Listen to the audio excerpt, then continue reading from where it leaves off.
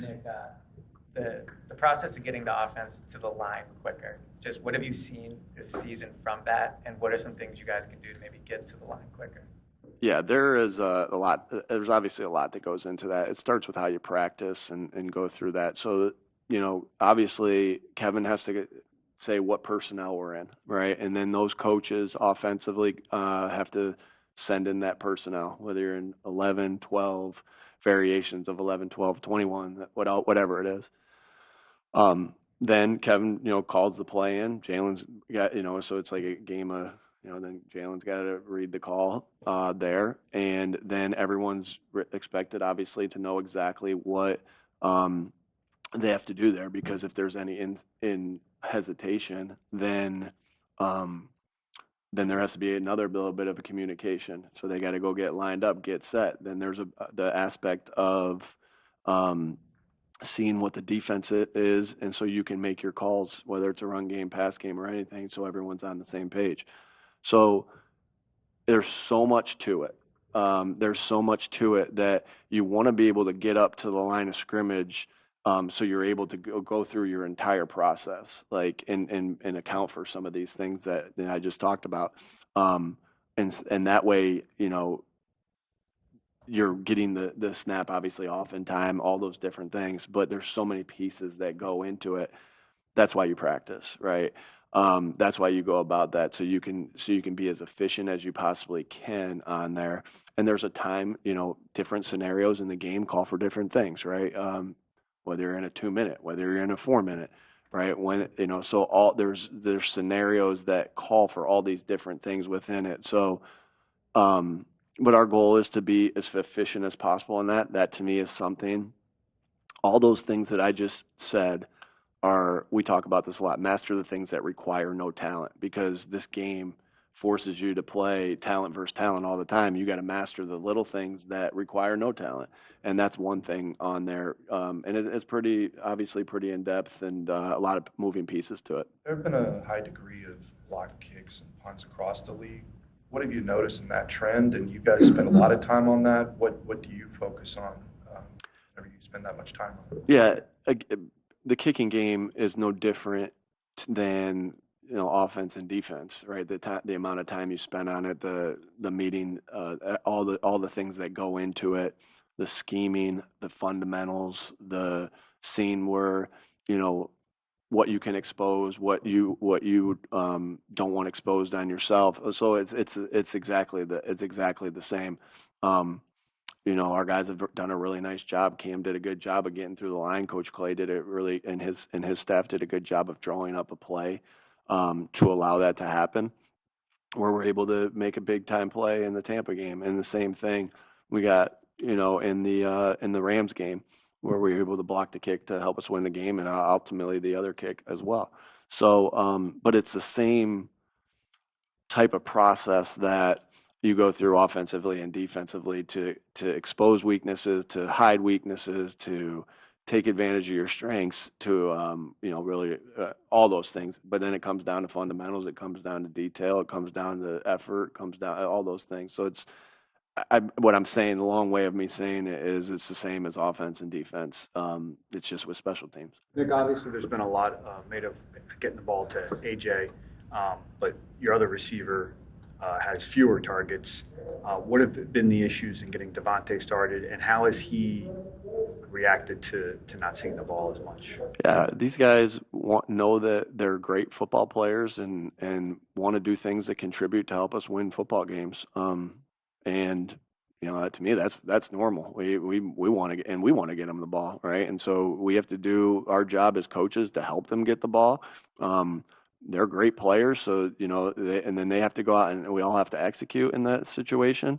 But like I've said to you guys before, every game plan starts with how we get, in the pass game, how we getting AJ, how we getting Devontae, how we getting Dallas the football, and and we have other playmakers, Jahan and Grant and Saquon, and as far as in the passing game, so that's always the first thing in our discussions.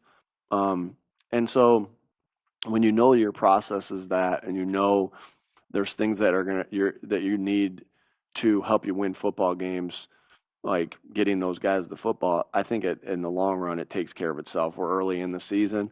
I don't think we've, obviously we all like we're pumped that we're 4-0, but we know there's a lot left we know there's a lot of things to get better at, and that's exciting. That's really exciting. And so, what I see from Devontae is, him coming to work every single day, working to get better, because that's the things that he can control is, how do I get better today to put myself in the best position to make plays and win the game on Sunday. What's the plan for Since Nicole? you've been here, obviously you've had one of the best offensive lines in the league. Do you see that same level of consistency this year, or has that been maybe more of a problem with the injuries and different things? Yeah, I think our offensive line's playing at a very high level, and that is one of the strengths of our football team with the guys that we have there. Stout does a great job coaching them, and you got Lane, you got Jordan, you got Landon, Cam, Tyler's doing well. Fred's been giving us good minutes. Matt Pryor's giving us good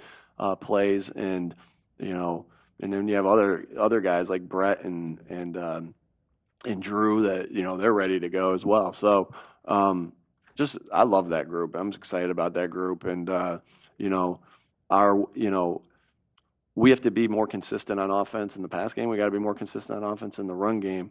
But you judge yourself on coming out of every game. You're going to judge yourself based on how tough you played, how detailed you played, how together you played, and that's something that we got to continue to build our detail. But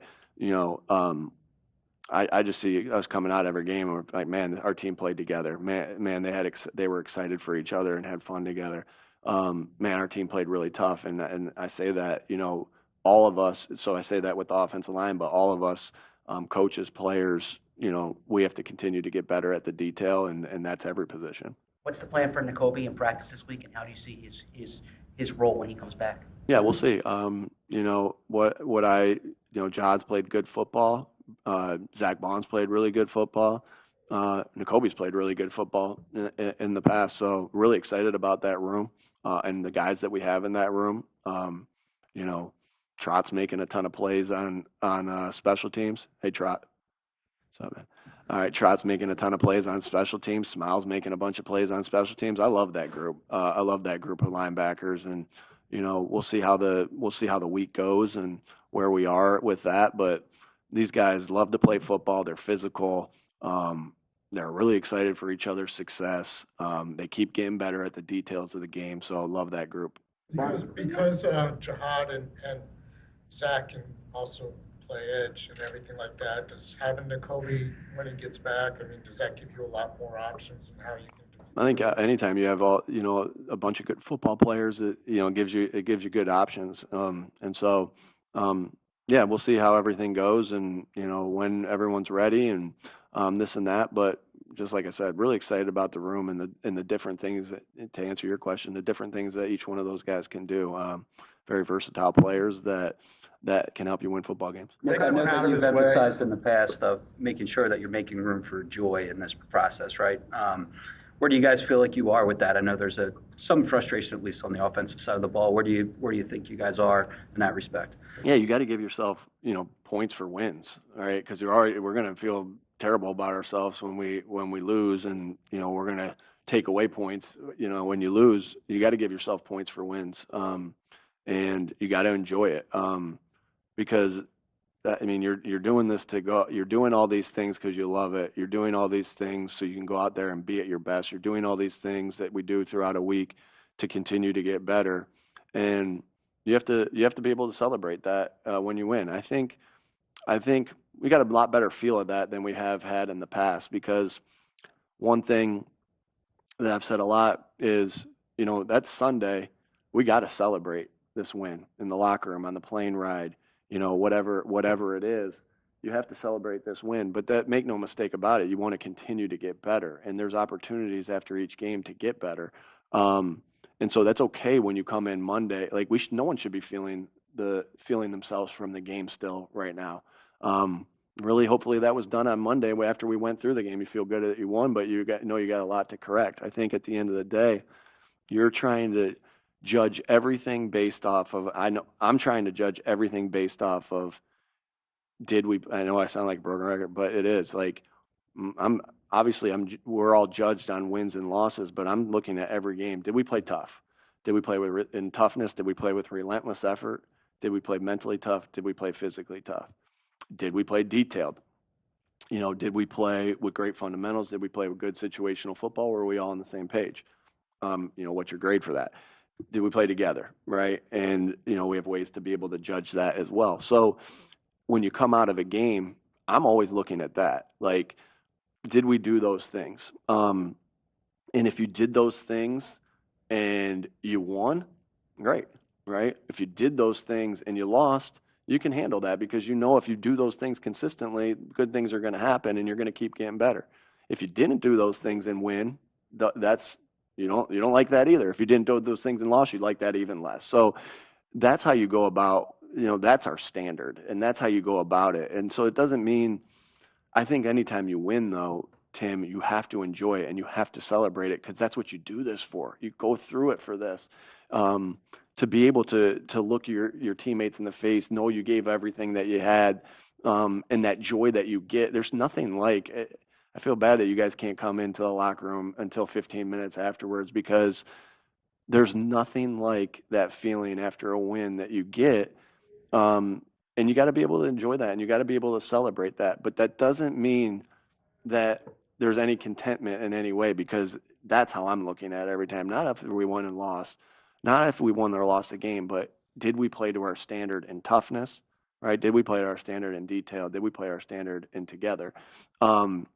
And that's why you spend so much time as a coach of making sure that the job description of toughness detailed together is very clear of what you expect because then what you can measure, you can improve. When you have a player or players voice frustration publicly, how do you manage the effect that might have on the rest of the locker room? Yeah, I think, again, this is why, generally speaking, this is why you're always working on your relationships in the building. You're always working on those relationships. And because there are ups and downs of every season. And so when there's ups and downs in seasons, it's very easy to fall when the relationships and togetherness isn't like, I know I talk about togetherness a lot, but it's not just the lovey-dovey thing about being on a team. It's part of it.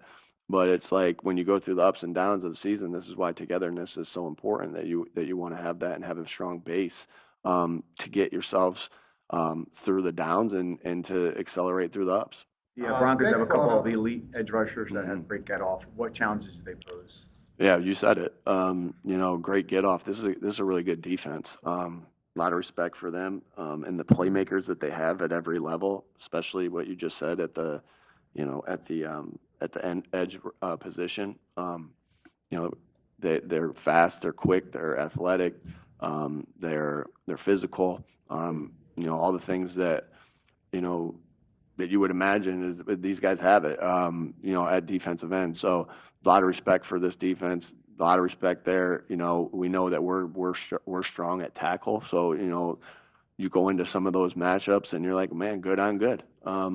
Those are exciting games to be a part of. When it's good on good. I think that's an exciting part of this game. How have you gotten better since you first became a head coach at dealing with relationships with players? What do you think you do better now maybe than you did 5 years ago? Again, you're always trying to get. I think that that's one thing that I've always, if you look back at or talk to some of my former players, that whether I was a position coach or whether I was their coordinator, that's always something that I've worked at was the relationships with the players. And I don't know if I can say this got better or that got better. I think I'm trying to grow in every aspect of what we do, tough, detailed, and together. So just trying to create a good example of what it's supposed to look like, because if I'm just preaching tough, detailed, together, and I'm not living it, then I'm full of crap. So just living it out every day. I don't know if I have a great answer for you, but you just try to live out what you preach every single day. There. All right, thanks, folks. Thank you, guys.